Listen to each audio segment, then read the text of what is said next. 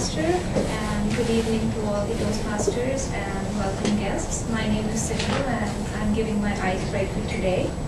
So I'm going to talk about my journey to Canada. And before I start on the journey itself, I'm going to talk a little about the flashback. Well, I'm not a movie star, I'm just a plain old dentist, but there's a flashback to my life as well. I was born in India and I was raised in India. And it's a big culture soup.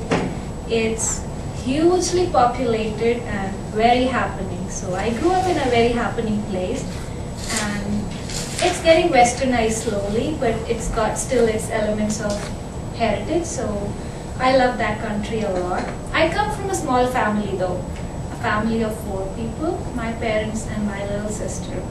My childhood was pretty normal with a lot of abnormalities. I used to fight with my sister a lot, or rather, we used to fight with each other a lot. And we would have fist fights, and I had scalps torn apart, and everything that goes off with being a child. And I fell into a drain while learning to ride a bicycle, so lots and lots of accidents. And in my teen years, I played it pretty safe. I had good grades, I had good friends, and before the end of teen years, I was into dental school in the university. I didn't play it that safe. I still had good grades, but I dared to do things which I was not supposed to be doing. Sure, my parents had quite a lot of heart attacks, but they survived. Being in dental school was good. I know a lot of people don't believe that dentistry can be good. Once I passed out, I learned that being a dentist is not like being a movie star. It's like being the ugly duckling in a community. I know, because I inspire fear, or dentists in general inspire a lot of fear in people. Fear of needles, fear of noisy drills. I know I personally don't like somebody drilling in my mouth, but you might think I'm nuts if I tell you that I enjoy giving needles to people or sticking needles in their mouth and not even let them complain because I have my hands in their mouth. I love my job, not the needles, but I love the whole aspect of it. I think I champion the cause for humanity in some small aspect, like relieving people who are in pain.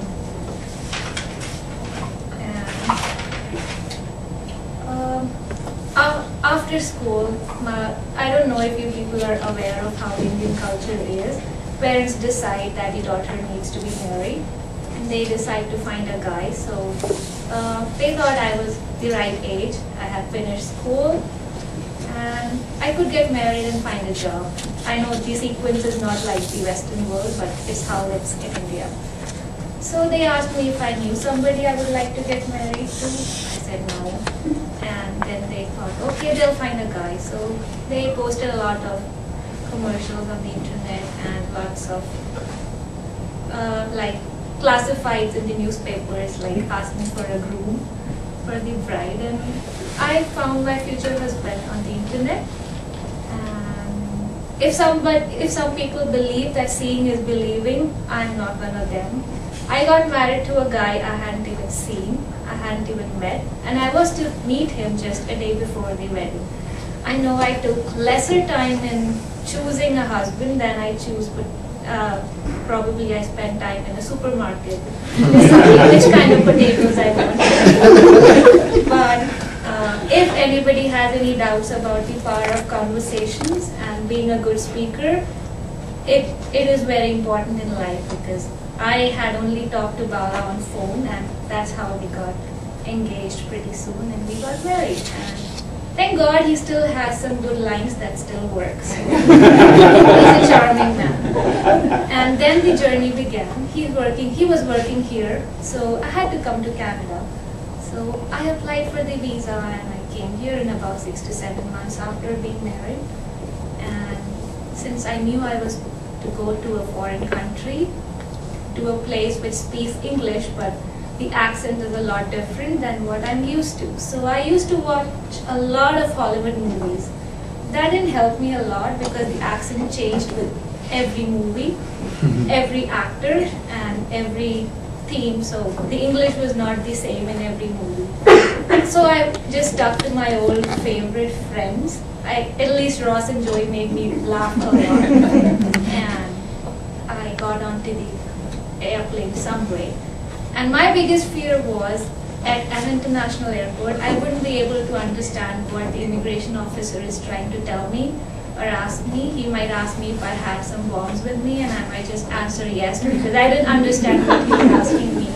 And being in London didn't help my cause because though they speak English, it sounds a lot different. I think they twist the language a lot in their mouth, and you can't even read their lips, and it's just a whole new language. Somehow I got out of the English mess, and I landed in Canada. And I saw my first sight of snow. I loved it. Oh yeah, I loved snow. I'd never seen snow before in my life, and it looked so pretty, those small white flakes, and I couldn't resist getting out of the car and just having to touch it. So I need to feel how snow feels like.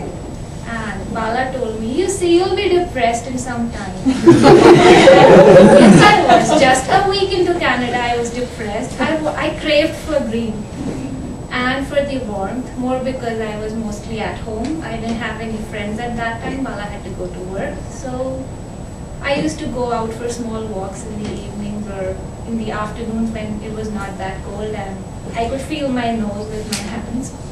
And I had to learn everything all over again. I was a baby again. I had to learn to walk on the snow. I had to learn to drive in the snow. And sometimes I used to fall on the road or the sidewalk, and I had to dig myself out. Like I would dig a small hole, put my foot in that hole, and another one, and then get and stand up. And in the parking lots, I used to grab cars and walk. It was that bad. I know I sound really bad, but it was. And I really missed the warmth in another sense as well. Like I missed my family here. I missed having parents and good friends here. But a few months into Canada, I really loved being here. I loved the independence.